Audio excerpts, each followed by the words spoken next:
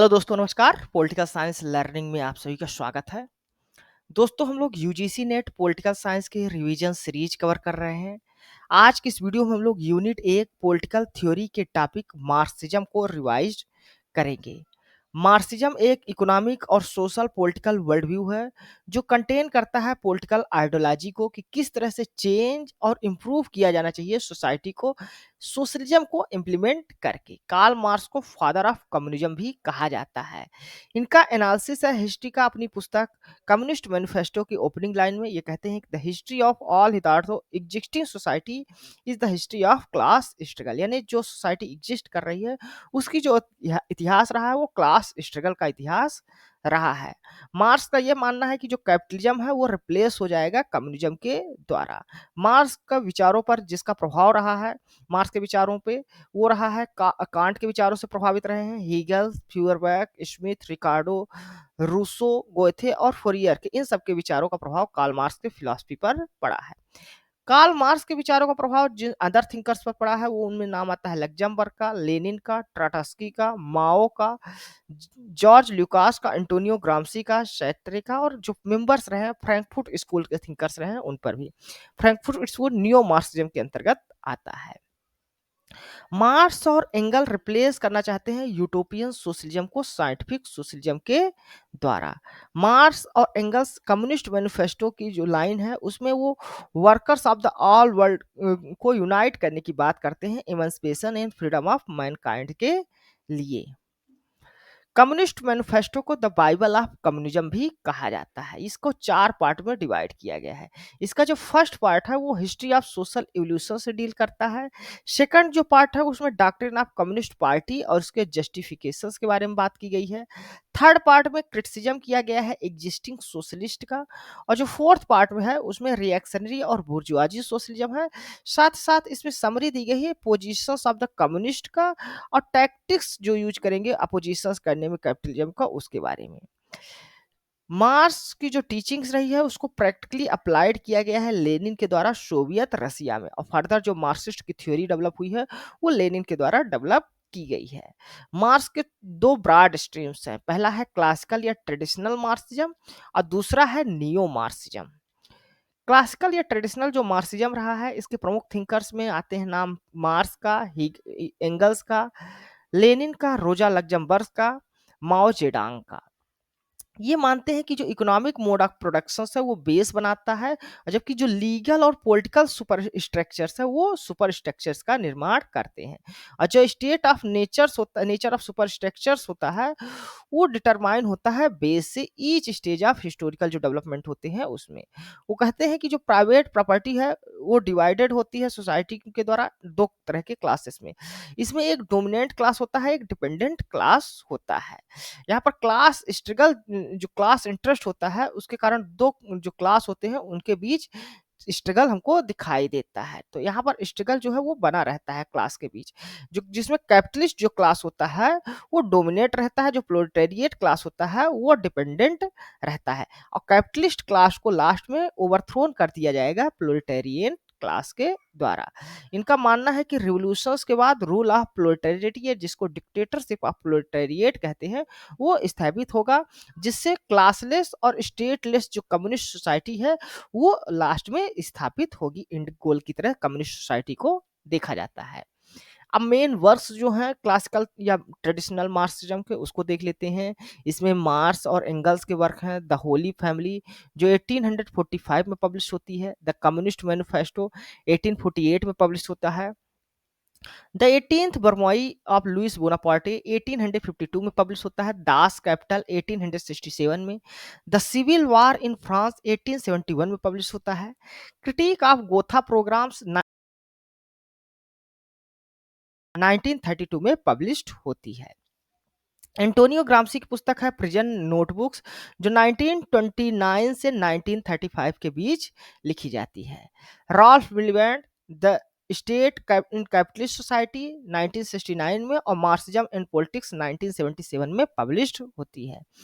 Nicholas पुलिट्जन की पुस्तक है political power and social classes 1968, state power and socialism 1978 में ये बुक पब्लिश्ड होती है। लेनिन की पुस्तक है स्टेट एंड रिवॉल्यूशंस 1917 में पब्लिश होती है। What is to be done 1902 में।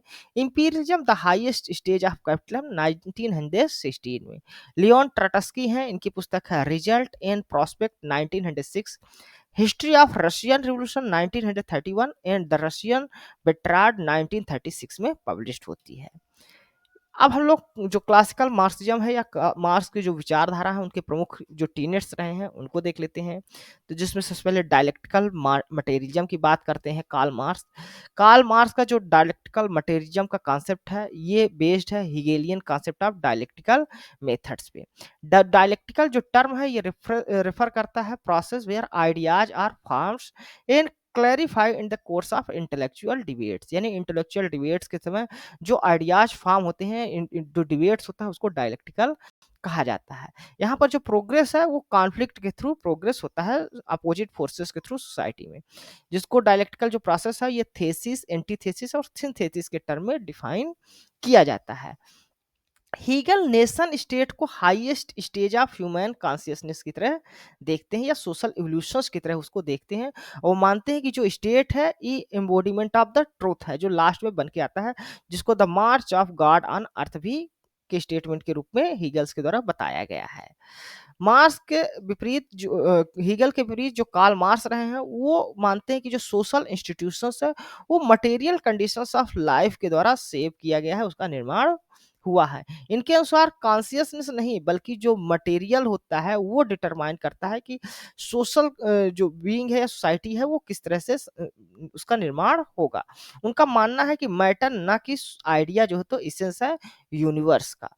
उनका मानना है कि जो इकोनॉमिक और मटेरियल कंडीशंस है वो सेव करते हैं सोसाइटी को, पॉलिटिक्स को और लोगों की जो कॉन्शियसनेस है उसको। फिर आता है हिस्टोरिकल मटेरियलिज्म। यदि हम लोग डायरेक्टिव मटेरियलिज्म की बात करें तो ये रिप्रेजेंट करता है फिलोसफिकल बेसिस ऑफ मार्क्सिज्म को, वहीं पर जो हिस्टोरिकल मटेरियलिज्म है ये रिप्रेजेंट करता है साइंटिफिक बेसिस ऑफ मार्क्सिज्म को। मार्क्स के अनुसार कोई भी गिवन पीरियड अगर देखा जाए तो यहाँ पर इकोनॉमिक जो रिलेशंस है वो इंपॉर्टेंट रोल प्ले करता है, सोसाइटल रोल प्ले करता है, किस तरह से सोसाइटी, पॉलिटिक्स और इंटेलेक्चुअल रिलेशंस का निर्माण होगा। वो बात करते हैं बेस और सुपरस्ट्रक्चर मोड की, जहां पर बेस को फाउंडेशन माना जाता है, जहां पर मोड ऑफ प्रोडक्शन होता है, और सुपर स्ट्रक्चर्स को एक्सटर्नल बिल्डअप माना जाता है, जहां पर पॉलिटिकल, लीगल और political structures, moral, social practices, literature ये सब आते हैं। मोड ऑफ जो प्रोडक्शन होता है इसको भी दो कंपोनेंट होते हैं, इसमें पहला होता है फोर्सेस ऑफ प्रोडक्शन और दूसरा है relations of productions.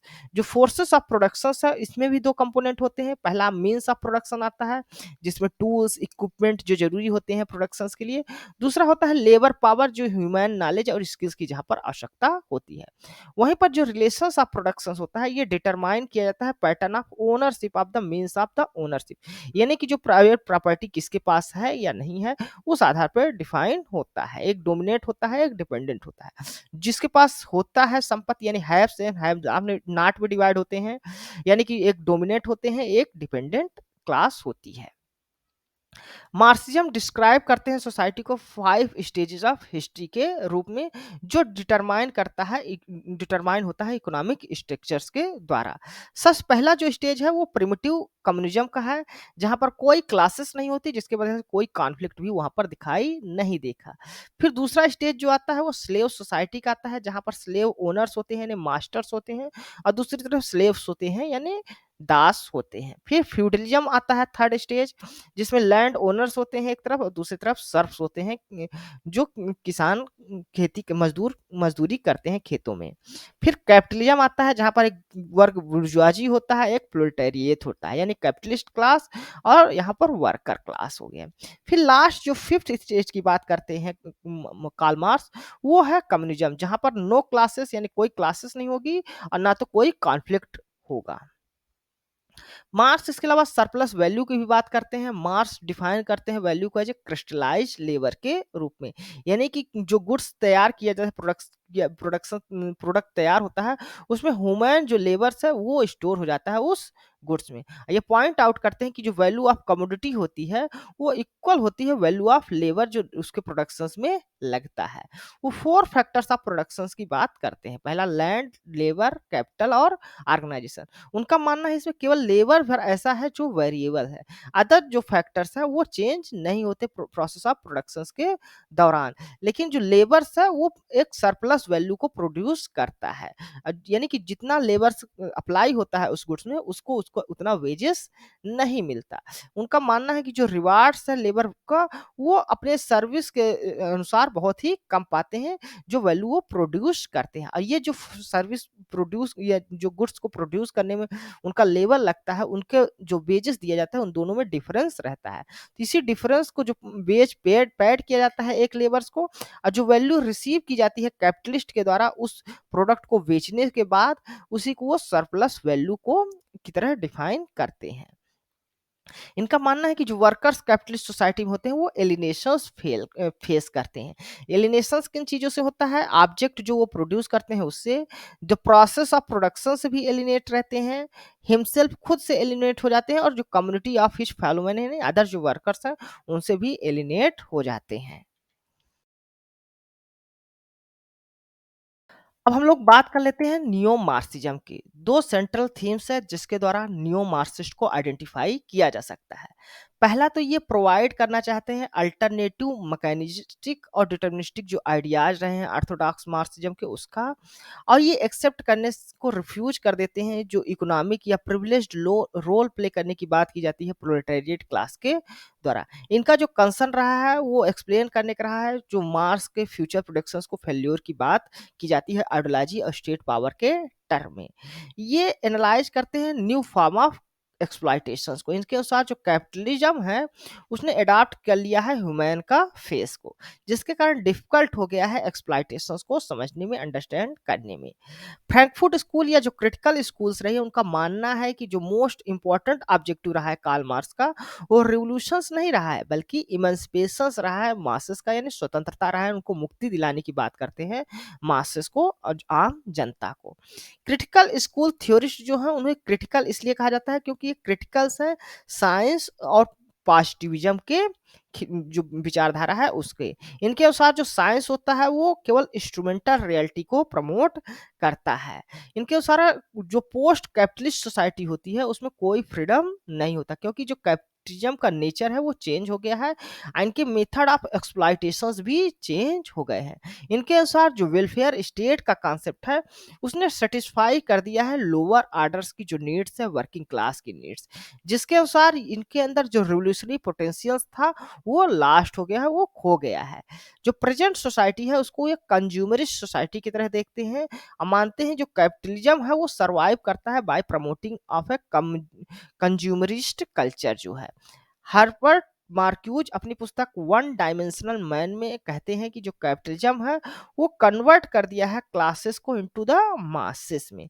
न्यो Marxist analysis में रोल ऑफ साइंस आईसीटी जो है उनका मानना है कि ये क्रिएट करते हैं मास कल्चर को मास सोसाइटी में। इनका सजेस्ट है कि जो एनालिसिस ऑफ कल्चर है वो एनालिसिस ऑफ कैपिटलिज्म हो गया है।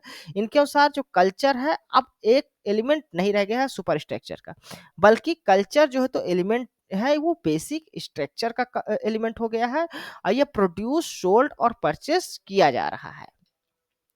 प्रमुख जो थिंकर्स रहे हैं नियो मार्क्सिस्ट थिंकर्स के थ्योरी के उसमें रहे हैं थियोडोरो आडोनो। ये इनमें इनकी जो पुस्तक है वो द अथॉरिटेरियन पर्सनालिटी है 1950 में पब्लिश होती है। The pattern of fascist propaganda है 1951 में पब्लिश होती है। The meaning of working through the past है जो 1959 में पब्लिश होती है। फिर मार्क्स हैखाइमर आते हैं, इनकी पुस्तक है एक्लिप्स ऑफ रीजन जो 1947 में पब्लिश होती है। Between philosophy and social science 1938 में पब्लिश होती है।